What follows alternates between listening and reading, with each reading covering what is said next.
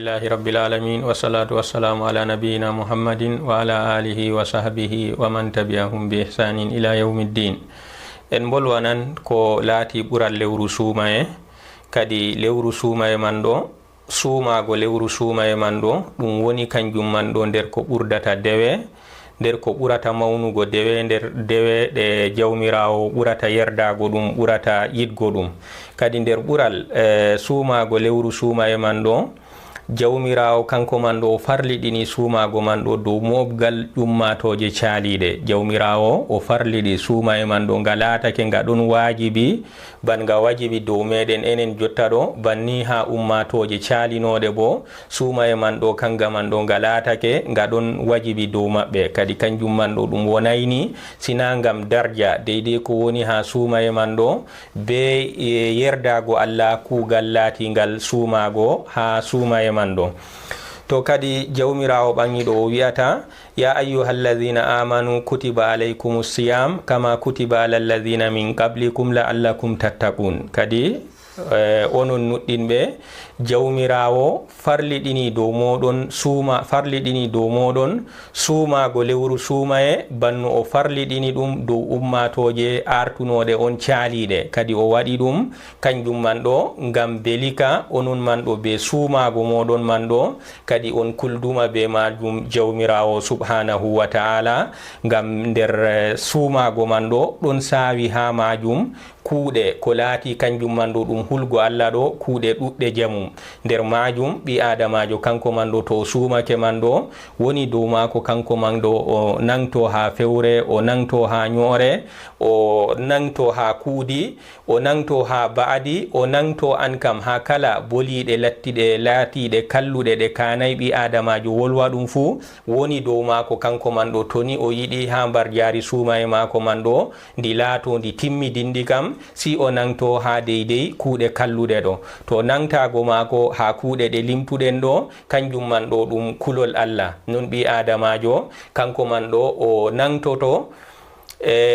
o ferwan, o nangtoto ha ñamgo be yargo kanjum man ɗo o ɗon yiɗi ɗum, o ɗon solani ɗum, amma kadi o nangto ha majum ngam hulgo Allah andugo jawmirawo ɗon ɗelliti be dow mako. Ngam man ɓi adamajo cuumiɗo kanko man ɗo o ferwan ha suudu mako deydey o foti o ñaman, o yaran, o wurto ha ɓiɓɓe adama en kam estugo ɗum koyɗum o wi'a ɓe o suumi. wala bawanɗo jokkago wi'a an ɗo a suumaki, amma kadi andugo ɓi adamajo jawmirawo ɗon ɗelliti dow mako ko o ɗon nder suudu mako maɓɓi bo kanjum man ɗo ɗum waɗimo kanko man ɗo o reeni suumaye mako man ɗo ngam solango kanko man ɗo o heɓra be majum mbar jaari jawmirawo, ngam hulgo bo kanko man ɗo ta o suumaki jawmirawo yangitamo be majum. To kadi kanjum man ɗo fu nder kuuɗe ko sappinta kulol Allah deydey ko woni ha nder lewru suumaye man ɗo.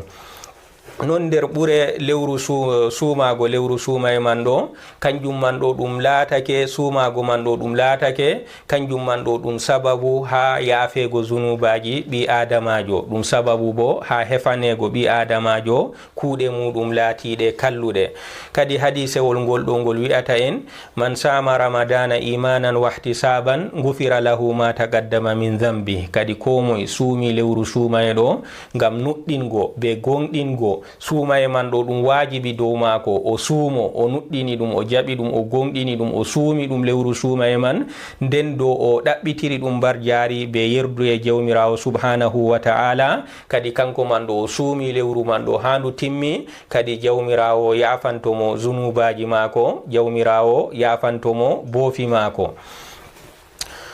To ɗo man ɗo kanjum man ɗo ɗum hollan en ɓural gongal ha nder lewru suumaye man ɗo, nder magal yafanego zunubaji muɗum, yafanego boofi muɗum. Wari ha hadisewol gongol annabijo sallallahu alayhi wa sallam o wi'ata as-salawatul khamsu wal jum'atu ila al jum'a wa ramadanun ila ramadan mukaffiratun ma baynahunna in ijtunibatil kaba'ir. Kadi juule joyi hakkunde maaje man ɗo, hakkunde julde be julde kanjum man ɗo ɗum hefanan ɓi adamajo ko laati boofi muɗum. Hakkunde a juuli subaha kadi bo a juuli zura kanjum man ɗo ɗum hefante boofi maɗa deydey ko woni hakkunde wakkatiji ɗiɗi man ɗo. A juuli zura be jama'are, kadi bo asiri waɗi a juuli ɗum be jama'are, kanjum bo ɗum hefane deydey bofi maɗa ko woni hakkunde asiri be zura. Banni wakkatiji man ɗi fumaji ha ɗi timma, banni wakkatiji man ɗo ɗi fumaji ha ɗi timma. Ni kam ɓi adamajo be julgo mako man ɗo latoto kanko man ɗo o ɗon hefane ko laati bofi mako kam fu ha hakkunde wakkatiji man ɗo, amma ko bofi kefeteɗi man ɗo kanjum latti zunubaji laatiɗi pamari. Non jum'are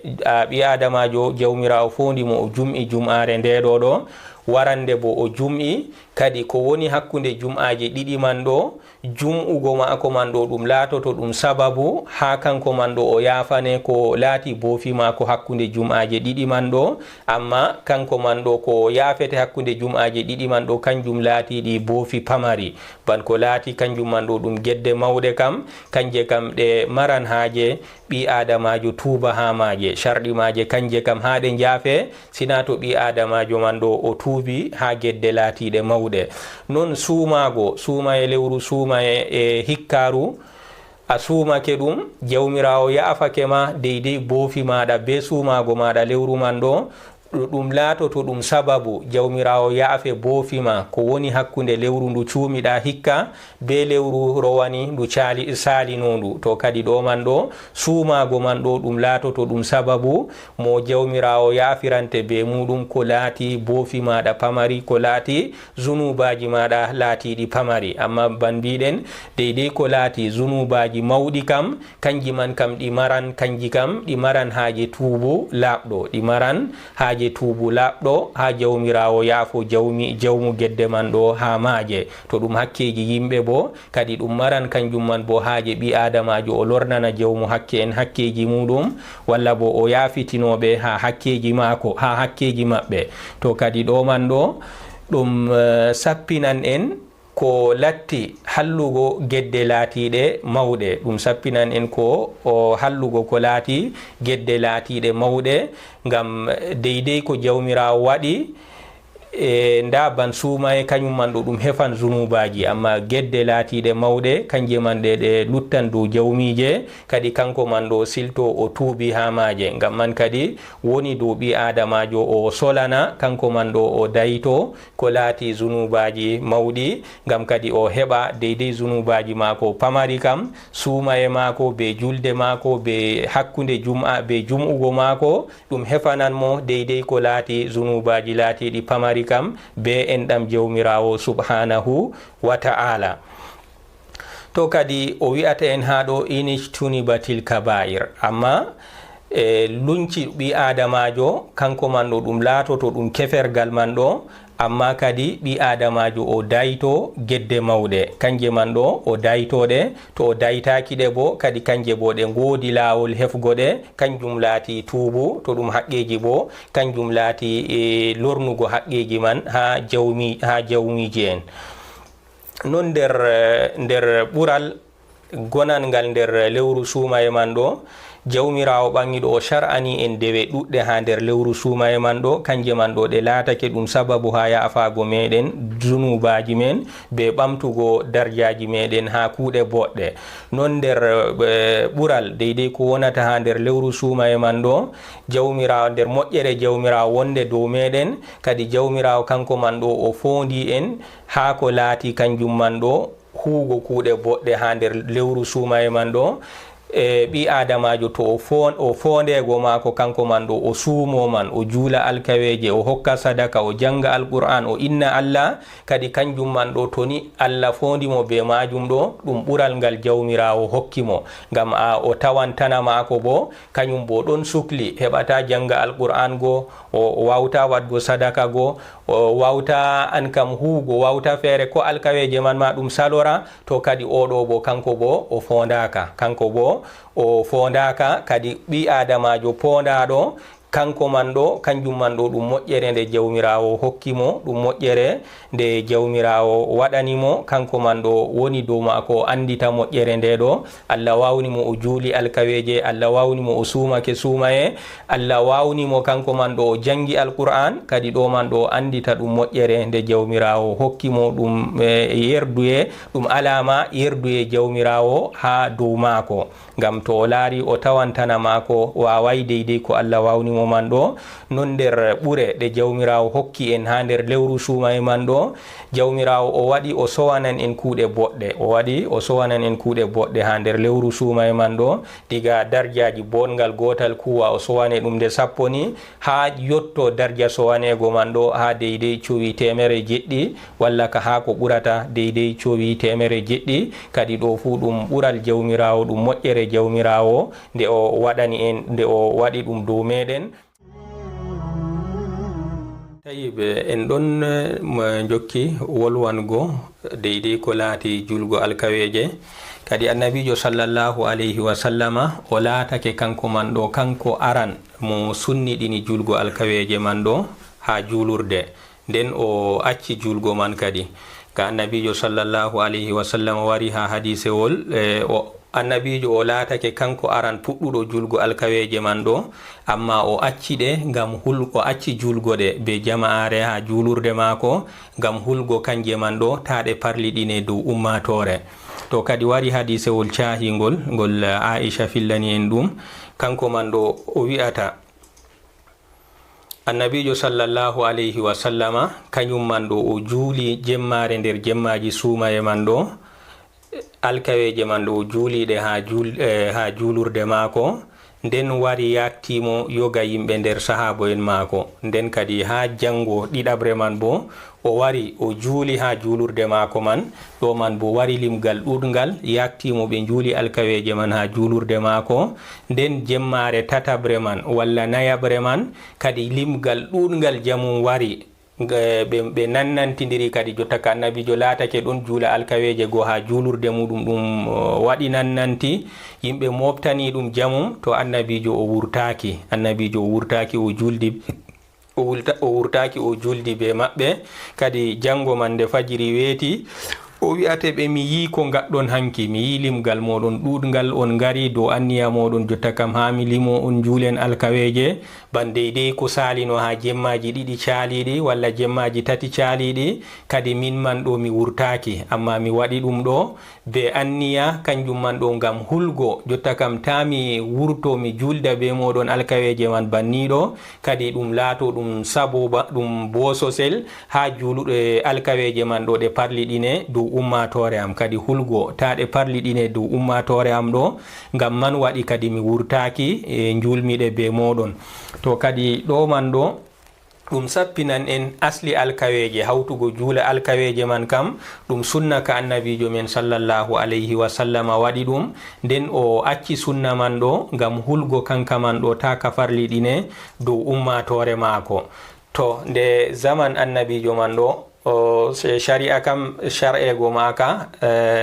nde annabijo man o mayna, kadi na jotta kam ko laataki no farilla man ɗo ɗum wartata ɗum farilla, to deydey ko hulete man ɗo ɗum sotti. kadi Umar radiyallahu anhu ha zaman mako kanko man ɗo o fuɗɗiti kadi o hawti yimɓe juula alkaweje man ɗo be limanjo goto, ɓe juula ɓawo muɗum man ɗo ha alkaweje man ha julurde. kadi Umar radiyallahu anhu kanko man ɗo o fuɗɗiti o yehɗitini sunna julgo alkaweje man, kadi laati banniɗo man ɗo ɗum sunna tabititka ka julɓe kurata ɗum ila qiyami sa'a. to non alkaweje man ɗo wari konguɗi ɗuɗɗi ha limgal juule alkaweje man ɗo noyɗe poti ɗo, wari konguɗi ɗuɗɗi ha majum, amma nder konguɗi ɗuɗɗi man ɗo konguɗi ɗiɗi ɓurata sahago, kanjum wonte kongol aranol man ɗo, kanje man ɗo juule alkaweje man ɗo ɗum darɗe 11, juule alkaweje man ɗo ɗum darɗe 11. konngol ɗiɗaɓol ngol ɗo man ɗo wiigo alkaweje man ɗo ɗum darɗe 12 kangol ɓurata sahago, kangol ɓurata sahago. konngol ɗiɗaɓol bo wi alkaweje man ɗo ɗum darɗe 13. to kangol man bo ɗum konngol kangol tokkoto konngol aranol man ɗo ha sahago. to ko wonte dalil ha konguɗi man ɗi ɗiɗi ɗo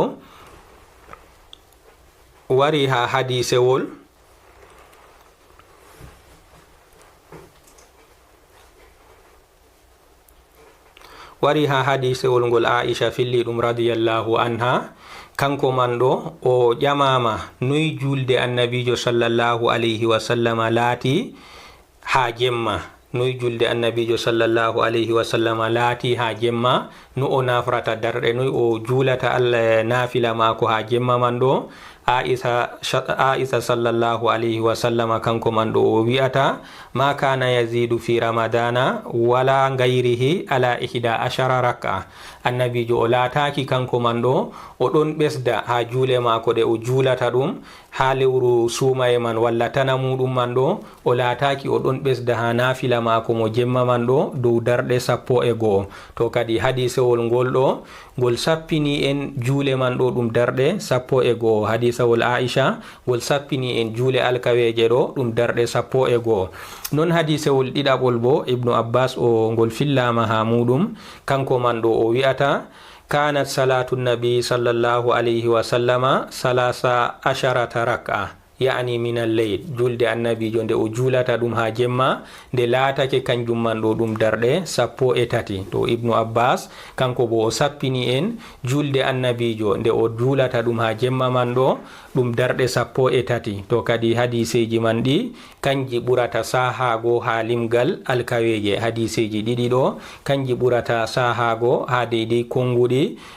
bolwanɗi limgal juule alkaweje man. kadi laato dow non laato dow ni ɗo kam ko ɓurata sahago kam julgo alkaweje man ɗo darɗe 11, ko tokki man bo julgo ɗe darɗe 13. to kadi ɗo man ɗo ɗum sappinan en hanayi dow ɓi adamajo julɗo kanko man ɗo o sakito ha julgo alkaweje man ɗo, o sakito ha juldugo ɗe be liman. hanayi ɓi adamajo wato ko ɓurata hango ha maje kam ɓi adamajo o juula juule alkaweje man ɗo be liman, ta bo o acca liman man diga timminayi wurti timminayi alkaweje man ɗo ta o firlito kanko o acca ɗum, bal ko hani kam o julda alkaweje man be liman ha liman timmina. ha to liman timmini julde man fuu muɗum kañum man ɗo sotti kadi kanko bo o sotta be timmingo mako alkaweje man ɗo be liman. to kadi kanjum man ɗo hani ɓi adamajo elana ɗum juldugo alkaweje man ɗo lewru sumaye man ndu fumaru. o hani bo o ela kanko man ɗo o julda ɗe be liman ta o firlito silto liman juuli alkaweje man ɗo ɗe timmi kadi ngam o hebra be majum mbarjari deydey ko wari ha hadisewol ko moye dari lewru sumaye man ɗo ngam nuɗɗingo Allah be ɗaɓɓitirgo ɗum mbarjari kanko man ɗo yaafemo ko sali ha zunubaji mako. to kadi ɓi adamajo o solana lismago alkaweje man. to en jokkan ha dow boliɗe meɗen wolwango kiita nafilaje ɗe yimɓe nafata ɗum ha nder sumaye man ɗo kanjum nafilaje ɗe mbi'eten alkaweje en jokkan dow wolwango ɗum. to kadi o wi'ata jawmirawo o farliɗini dow meɗen farillaji, o waɗi farillaji man ɗo wajibi dow meɗen dokken ɗi banɗi ngay wala ko usteten ha maji. en cuɓnaka to a yiɗi gaɗa walla to a yiɗa a waɗata, bal dole dow ɓi adamajo julɗo o waɗa farillaji man. nden o farli o waɗi ɗo o waɗani en kadi yoga dewe bo kanje bo to en giɗi ɓi adamajo Allah wawni ɗum waɗan, to wawai bo kadi wala ko woni dow muɗum. to kadi o waɗi dewe man feere feere, nder ɗon man farilla mo mbiɗen ban o farliɗini dow meɗen julde julende wakkatiji 5 ha limgal wakkatiji 50 ha deydey mbarjari ko warjotoɗen ha dow julde man. to non o farliɗini dow meɗen bo o suumaye, o farliɗini dow meɗen suumaye kadi ɗon man ɗo dole dow ɓi adamajo julɗo suumo suuma e laatiɗo farilla man ɗo kadi o waɗani en bo nafilaje ha suumaye man bo kanje bo cuumoɗen ɗe ngam ɓadorago ɗum ha jawmirawo be bo timmingo to wodi nakkasuye laatiɗo ha farilla mo suumaye man walla ha farilla mo julde man to jawmirawo shar'ani en kadi waɗani en dewe man ɗo nonɗinɗe kadi nder ɗon man ɗo goɗɗo waɗan ɗorayeje o ɗuɗɗinan nafila o maran bawɗe ha majum goɗɗo bo o wawan hokkugo sadaka jur goɗɗo bo o wawan ɗuɗɗingo suumayeje ɗorayeje man kadi ɗum fu majum ɗo jawmirawo waɗi dewe man ɗe none feere feere kadi ngam komoye fu wodi wuttudu ndu Allah fondata ɗum kanko man ɗo o maran sembe ha wuttudu man ngam man kadi ta o harmine mbar jari ha wuttudu ndu o tawi kanko man ɗo o ɗon mari sembe ha muɗum to kadi ɗo man ɗo nder majum man nder nafilaje kanɗe man ɗo nafilaje ɗe ɓe mbi'eten ɗum ratibije kanjum wonte ɓi adamajo o juula darɗe ɗiɗi yeeso julgo subaha kanjum mbi'eten rakatal fajiri to non o juula darɗe nayi yeeso julgo zura o juula darɗe ɗiɗi ɓaawo julgo zura man non o juula darɗe ɗiɗi ɓaawo julgo magariba o juula darɗe ɗiɗi ɓaawo julgo esha'i kadi kanjum wonte darɗe 12 kadi waɗi ha hadisewol ko moye juuli o reeni dow ɗoɗon nafilaje ratibije man ɗo o lismiɗe o ɗon lismiti o juulanɗe foroy kadi jawmirawo mahanan mo kanko man ɗo saare ha aljanna kala nde o juulani Allah darɗe 12 ɗe ha ñalde o lismitiɗe o ayniɗe o juuliɗe kadi jawmirawo bo inanake mo mahanan mo saare ha aljanna to non nder nafilaje man ɗe jawmirawo yerdi ɗum man ɗo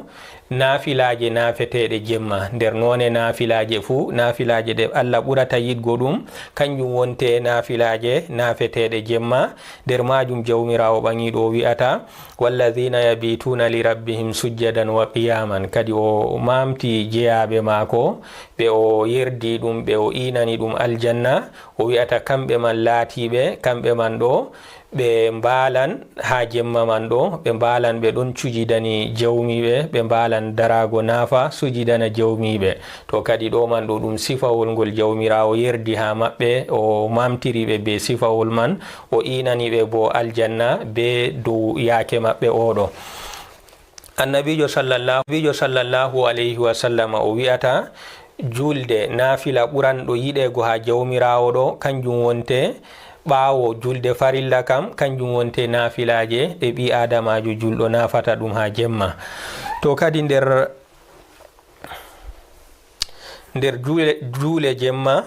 juule jemma man ɗo kanje man ɗo ɗe ɗon mari ɓural kertangal ɗe ɗon mari ɓural kertangal dow tanamaje ngam annabijo sallallahu alayhi wa sallam o wi'ata man qama ramadana imanan wa ihtisaban gufira lahu ma taqaddama min dhanbihi kadi ko moye o juuli o naafi darɗe suumaye ɗe kanje wonte ban masalan alkaweje ɗe juuleten man ɗo deydey suumaye balɗe muɗum no gas e jeenayi walla 30 ɗo fuu ɗo o lismi nafilaje man julgo alkaweje man ɗo o ɗon juula ɗe o ha suumaye man ɗo ndu timma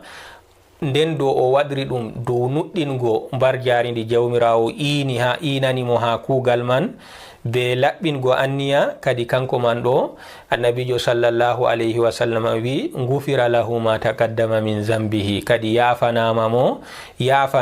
ko sali ha zunubaji mako beni lismago mako julgo alkaweje ɗe juldaɗe be liman ha lewru suumaye man ɗo ndu timmi kadi kanko man ɗo fotan lismatako julgo alkaweje man ɗo si wona be liman almuhim kanko man ɗo o juula alkaweje man ɗo ha lewru suumaye man ɗo ndu timma o lismito ɗum kadi kanko man ɗo to o waɗi banniɗo man ɗo yafanemo ko sali ha zunubaji mako non nder ɗon man o wi'ata kadi julgo alkaweje man ɗo kanjum man ɗo ɗum ɗon nder juule jemma ɗe jawmirawo yerdi ɗum. kadi hani ɓi adamajo kanko man ɗo